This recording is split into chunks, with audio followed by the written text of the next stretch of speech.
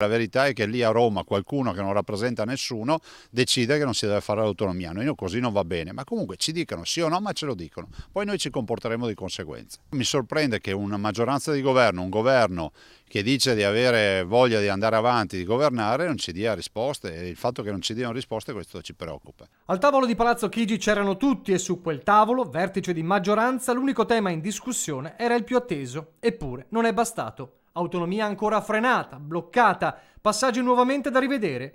Non solo il Movimento 5 Stelle, c'è anche Italia Viva a dettare le condizioni per arrivare alla sintesi dell'accordo, e a Venezia la reazione è immediata, perché è proprio l'elemento Renzi a far saltare la mosca al naso del governatore, tanto da parlare di esito raccapricciante e non solo. È anche imbarazzante e incomprensibile, visto e considerato che il ministro Boccia ha chiuso con noi un tavolo con tutte le regioni italiane circa un progetto da portare avanti. Poi ne viene fuori che fanno la riunione di maggioranza, e perché una parte della maggioranza non è convinta, che guarda caso sono sempre gli stessi che nel 2014 ci hanno portato davanti la Corte Costituzionale per vietare al Veneto di fare il referendum. Ecco, questa parte di maggioranza, quindi Renzi, Italia Viva, dice che dell'autonomia non ne vuol parlare e se ne parlerà più avanti. Noi siamo pronti. Ieri sera nella capitale il ministro Francesco Boccia cercava di arginare le polemiche. Noi siamo pronti, ha detto, intendendo il PD.